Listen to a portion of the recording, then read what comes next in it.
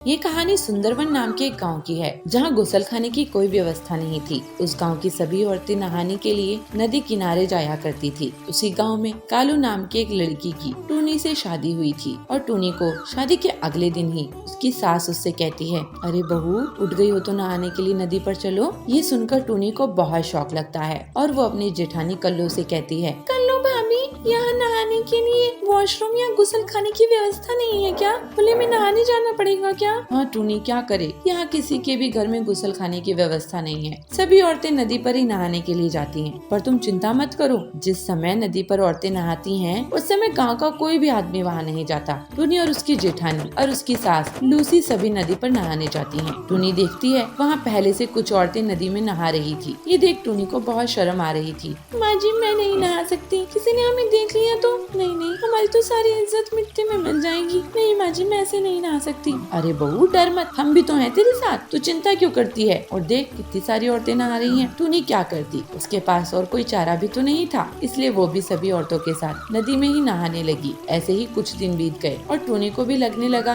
कि सब ठीक है, नदी किनारे बस औरतें ही आती हैं। लेकिन एक दिन वो पेड़ के पीछे किसी की परछाई दिखती है और अपनी जेठानी और सास से कहती है, माँ जी, मुझे लग रहा है कि कोई हमें छुप छुप कर देख रहा है। अरे नहीं बहू, किसकी इतनी मजाल कि कोई नदी किनारे आ जाए? तुम्हारे शशिर जी को तुम जानती नहीं हो, वो इस गांव के मुखिया हैं। ठीक है माँ जी, शायद मुझे ही वहम हुआ होगा। अगले दिन फिर टूनी को वैसा ही महसूस होता है कि कोई ना कोई जरूर है। लेकिन जब वो अपनी सास को बताती है तो वो कहती है कि ये उसका वहम होगा। ऐसे ही एक दिन जब टूनी और उसकी जेठानी कल्लू नहाकर घर की ओर जा रहे थे, तब वो बदमाश उनके रास्ते में खड़े होकर उनसे कहते हैं, और मुखिया की बहुओं, कहाँ जा रही हो? अपनी फोटो तो देखती जाओ। कल्लू कहती है, कौन सी फोटो और कौन हो तुम? इस गांव के तो नहीं लगते। मेरा नाम कल्लू है और मैं जहाँ का भी हूँ, पर यहाँ का तो नहीं हूँ। मतलब की बात ये है कि मेरे पास तुम्हारे नहाते हुए फोटो हैं, जिसको मैं पूरे गांव वालों को दिखा सकता हूँ। लेकिन मैं ऐसा करना नहीं चाहता। इज्जतदार घर की बहू हो तुम, तुम्हें एक मौका देता हूँ। अगर तुम मुझे 2 लाख रुपए दे दो तो मैं ये फोटो तुम्हें दे दूंगा, और नहीं दिए तो तुम जानती ही हो। टूनी और उसकी जेठानी कल्लू डर जाते हैं और डरते हुए घर आ जाते हैं। टूनी को बहुत गुस्सा आ रहा था। उसने अपनी जेठानी से कहा, मैं उन लोगों को छोड़ूंगी नहीं, मैं पुलिस के पास जा रही हूँ, अब वही उनका हिसाब करेंगे। नहीं टूनी, ऐसा मत करना, नहीं तो वो हमारी फोटो सब गाँव वालों को दिखा देंगे। तो भाभी, आपको क्या लगता है कि पैसे लेकर वो चुपचाप चले जाएंगे? नहीं भाभी जी, वो हमें और परेशान करेंगे और इन लोगों को कैसे चुप करवाना है मैं अच्छे से जानती हूँ। टूनी सीधा पुलिस के पास जाती है और उन्हें पूरी बात बताती है। फिर वो पुलिस इंस्पेक्टर टूनी के साथ जाकर उन बदमाशों को पकड़ लेती है और उनको जेल में डाल देती है। वहीं ये बात जब मुखिया को पता चलती है तो मुखिया ये फैसला लेता है कि अब गांव के सभी घरों में एक एक गुसलखाना जरूर होगा और कोई भी औरत नदी किनारे नहाने नहीं जाएगी। और ये फैसला सभी औरतों को भी बहुत खुशी देता है।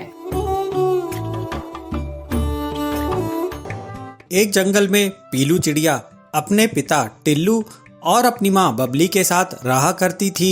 टिल्लू खेती करके अपने परिवार का भरण पोषण करता था। मुखिया रहा करता था, जो पक्षियों की जमीन को जबरदस्ती हड़प लिया करता था और जो भी पक्षी उसका विरोध करते वो उसे मरवा देता था। एक दिन टिल्लू अपने खेत में काम कर रहा था, तभी मुखिया टिल्लू के खेत पर पहुंचता है। मुखिया के साथ उसके कुछ गुंडे भी रहते हैं। अरे टिल्लू, ये खेत तू मेरे नाम कर दे, उसके बदले में मैं तेरा पूरा कर्ज माफ कर दूंगा। टिल्लू कहता है, कैसा कर्ज मुखिया जी, मैंने तो आज तक आपसे कोई कर्ज लिया ही नहीं। इस पर मुखिया उसे धमकाते हुए कहता है, अच्छा, तूने मुझसे कर्ज नहीं लिया? ये देख कागजात, इस कागजात में तूने मुझसे पूरे 2 लाख रुपए उधार लिए हैं और इसमें तेरा अंगूठे का निशान भी है, और अब तो ब्याज मिलाकर ये पूरे 4 लाख रुपए हो गए हैं। टिल्लू ये सब देखकर बहुत डर जाता है। वो गिड़गिड़ाते हुए कहता है, मालिक, आप ये सब मत कीजिए,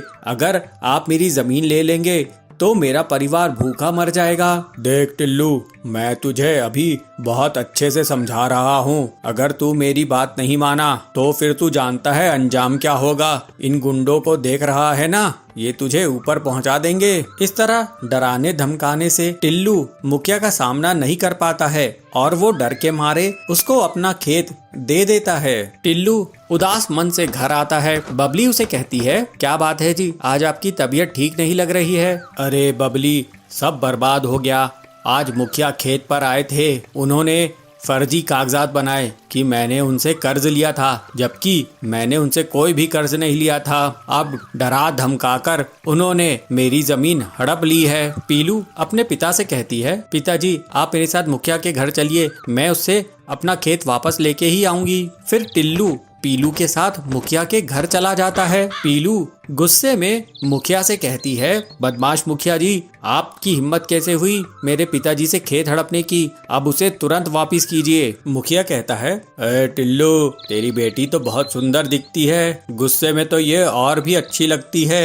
एक काम कर, तू मेरी इससे शादी करा दे, फिर तुझे तेरा खेत वापस मिल जाएगा। टिल्लू अपनी बेटी से कहता है, देखा बेटी, ये कितना बदतमीज है, ये बदमाश है, इसके मुंह मत लग, चल मैं किसी और के खेत में काम करके अपना घर संभाल लूंगा। इस तरह कुछ दिन बीत जाते हैं। फिर टिल्लू हरिया तोता के खेत में काम करने लगता है। एक दिन पीलू अपने पिता के लिए भोजन ले जा रही थी, तभी उसे किसी के करहाने की आवाज आती है। पीलू उस आवाज की तरफ जाती है तो झाड़ियों के बीच में उसे एक पक्षी दिखाई पड़ता है। वो बहुत घायल था और वो करहाते हुए पानी मांग रहा था। पीलू कहती है, ये लीजिए पानी पीजिए। पीलू चिड़िया तुरंत ही उस घायल पक्षी को पानी पिलाती है। फिर वो पक्षी पीलू से कहता है, बेटा तुम्हारा बहुत बहुत शुक्रिया, एक जंगली जानवर ने मुझ पर हमला कर दिया था, मैं बुरी कदर घायल हो गया था, यहीं पास में ही मेरा घर है, तू मुझे मेरे घर तक पहुंचा दे। फिर पीलू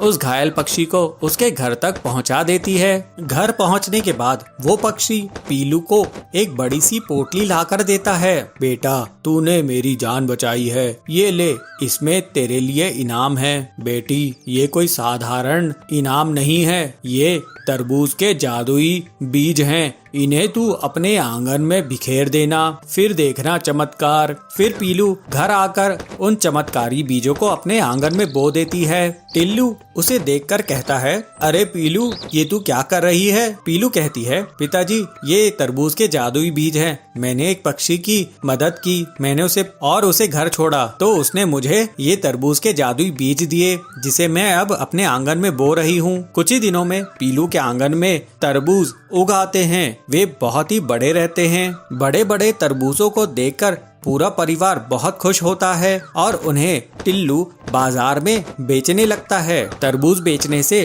टिल्लू की बहुत अच्छी कमाई होती है। इसके बाद से टिल्लू और उसका परिवार खुशी खुशी रहने लगते हैं। रामपुर के जंगल में सभी पक्षी खुशी खुशी रहा करते थे, लेकिन बबली चिड़िया हमेशा उदास रहती थी क्योंकि उसे कोई भी संतान नहीं थी।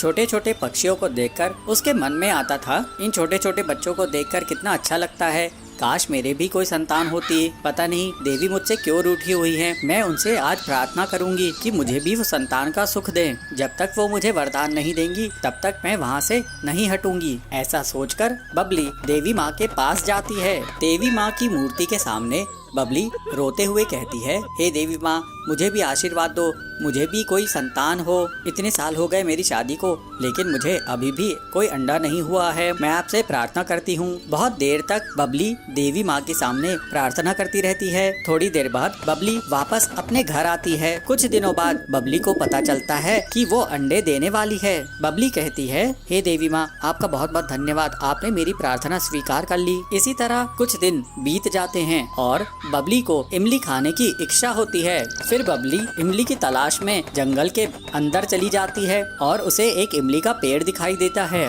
उसे देखकर वो सोचती है, इसमें बहुत सी इमलियाँ लगी हुई है, मैं कुछ इमलियाँ तोड़ लेती हूँ, कुछ इमलियाँ मैं यहीं खा लूंगी और कुछ अपने साथ घर ले जाऊंगी। जैसे ही बबली इमलियाँ तोड़ने लगती है, वैसे ही इमली के पेड़ में रहने वाला बाज उस पर हमला कर देता है।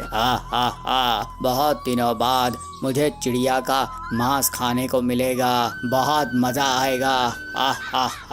बबली उससे गिड़गिड़ाते हुए कहती है, मुझे छोड़ दो, मैंने तुम्हारा क्या बिगाड़ा है, मैं तो माँ बनने वाली हूँ। अच्छा ठीक है, जब तू माँ बन जाएगी उसके बाद मैं तुझे अपना शिकार बनाऊंगा, क्योंकि मैं किसी भी गर्भवती को अपना शिकार नहीं बनाता हूँ। बाज बबली को उठाकर एक गुफा में बंद कर देता है। बबली वहाँ पर रोने लगती है। जंगल में आने के पहले मैंने तो किसी को बताई भी नहीं, सभी लोग मेरी तलाश कर रहे होंगे। अब मेरे साथ साथ मेरा होने वाला बच्चा भी खतरे में पड़ गया है। दूसरी तरफ नदी के किनारे बबली चिड़िया के नहीं मिलने के कारण चारों तरफ हड़कंप मच जाता है। दोस्तों, लगता है बबली चिड़िया किसी मुसीबत में फंस गई है। हमें जंगल में जाकर देखना चाहिए, वो बहुत देर से किसी को दिखाई नहीं दी है। पीलू चिड़िया कहती है, हरिया काका, बबली दीदी देवी माँ की बहुत बड़ी भक्त थी, हम पहले देवी माँ से आशीर्वाद लेते हैं, फिर उन्हें ढूंढने जाते हैं। ऐसा सोचकर पीलू और हरिया काका पहले देवी माँ से आशीर्वाद लेने के लिए जाते हैं। हे देवी माँ, हमें आशीर्वाद दीजिए, हम बबली दीदी को ढूंढ निकालें। फिर पीलू और हरिया काका जंगल की ओर जाते हैं। थोड़ी ही देर बाद उन्हें बबली एक गुफा के अंदर मिल जाती है। हरिया काका, पीलू चिड़िया, मुझे बाज ने कैद कर दिया था, मुझे उससे बचाओ। अरे बबली बहन, तुम चिंता मत करो, हम उस बाज के हाथ पैर तोड़ देंगे, उसको ऐसा सबक सिखाएंगे कि किसी को वो छू नहीं पाएगा। उसी समय वहाँ पर बाज आ जाता है और हरिया काका और पीलू अपनी समझदारी से उस बाज का मुकाबला करते हैं और उसकी पिटाई कर देते हैं। इस तरह से वे लोग बबली को बाज की कैद से आजाद करा लेते हैं और उसे सुरक्षित घर ले आते हैं। फिर पीलू चिड़िया की देखरेख में बबली एक अंडा देती है और उस अंडे से एक छोटी सी नन्ही सी बच्ची जन्म लेती है। पीलू बबली से कहती है, बबली बहन, देवी माँ की तुम पर बहुत कृपा है, तुम्हारी जान भी बच गई और तुम्हें एक अच्छी सी बच्ची भी हो गई। इस तरह से बबली खुशी खुशी अपनी बच्ची के साथ रहने लगती है।